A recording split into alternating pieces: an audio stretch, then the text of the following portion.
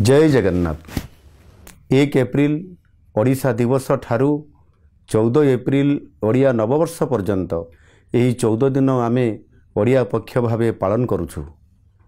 एही पक्षर प्रत्येक मुहूर्त सबु ओडियांक पई स्वाभिमान, संस्कृति, परंपरा और अस्मिता को नहीं प्रेरणार समय हेउ। ओडिया पर्व हेउ आम भाषा, साहित्य, खाद्य, पोशाक, नृत्य, संगीत और संस्कृतिर उत्सव। यही समय मध्यरे जो महापुरुष और महिषी मानक त्याग और बलिदान जो 1936 मसीह खंड विखंडित ओडिशार एकत्रीकरण संभव होइथिला, सही बिंधाणी मानकु आमे स्मरण करिबा और सम्मान देवा।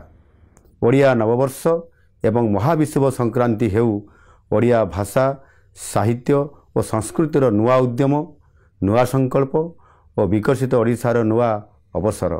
आसंतु मन प्राण हृदय रे ओडिया हवा। ओडिया भाषा, साहित्य, खाद्य, पोशाक एवं संस्कृति को आम दैनंदिन जीवनर अंश करिबा एवं एक स्वाभिमानी ओडिशा गढ़िबा। आसंतु उत्साह सहित गाँ, सहर और प्रत्येक घरे 1 एप्रिल रु 14 एप्रिल जाए ओडिया पक्ष पालन करिबा। धन्यवाद। वंदे उत्कल जननी।